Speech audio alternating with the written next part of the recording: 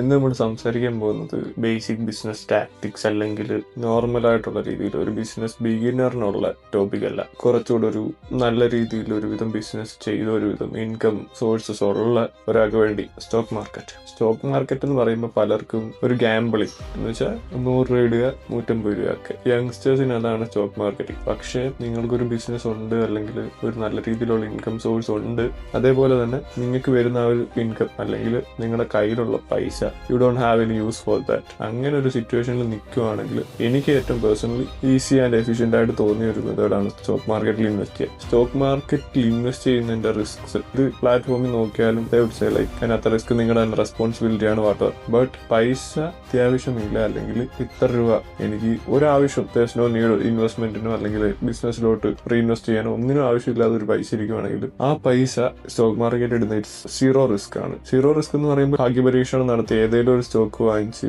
അത് താഴെപ്പോ അങ്ങനത്തെ അല്ല. സ്റ്റേബിൾ ആയിട്ട് നിൽക്കുന്ന കുറച്ച് സ്റ്റോക്സ് ഉണ്ട്. ടാറ്റ സ്റ്റീൽ അല്ലെങ്കിൽ ONGC അല്ലെങ്കിൽ ഗവൺമെന്റ് ബേസ് ചെയ്തുള്ള ഹിന്ദുസ്ഥാൻ എയറോനോട്ടിക്സിന്റെ സ്റ്റോക്ക് ഉണ്ട്. അതുപോലത്തെ സ്റ്റോക്കുകൾ എപ്പോഴും സ്റ്റേബിളി ഗ്രോയിങ് ആണ്, സ്റ്റേബിളും ആണ് ഗ്രോയിങ് ആണ്. അപ്പൊ അങ്ങനത്തെ സ്റ്റോക്സ് നോക്കുക. അല്ലാതെ ജസ്റ്റ് ഇത് ഭാഗ്യപരീക്ഷണം നടത്തി പൈസ ഉണ്ടാകുക, അത് it's not my field of expertise. ഇപ്പൊ നിങ്ങളൊരു 3-4 പേ സ്ലിപ്സ് കിട്ടിയില്ലെങ്കിൽ ബ്രോക്ക് ആവുന്ന സിറ്റുവേഷനിലാണെങ്കിൽ യു ഷുഡന്റ് വാച്ച് ദിസ്. എന്റെ ഇതിൽ പറയുകയാണെങ്കിൽ എന്റെ കയ്യിൽ ലൈക്ക് അറൌണ്ട് 5 lakhs 6 lakhs വലിയ രീതിയിൽ ഒരു യൂസ് ഇല്ല സത്യം പറയാൻ. എനിക്ക് എമർജൻസി വന്നാൽ യൂസ് ചെയ്യാൻ വേറെ ഇതുണ്ട്, ഇൻഷുറൻസ് ഉണ്ട്. പിന്നെ അതുപോലെ തന്നെ ബിസിനസ്സിലോട്ട് റീഇൻവെസ്റ്റ് ചെയ്യാനായിട്ടുള്ള പൈസ ഓൾറെഡി അത് വേറൊരു സെക്ഷനിലുണ്ട്. ഈ പൈസ സത്യം പറയാൻ എനിക്ക് ആവശ്യമേ വരത്തില്ല എന്ന് ഉറപ്പുള്ള ഒരു 5 lakhs ഉണ്ട്.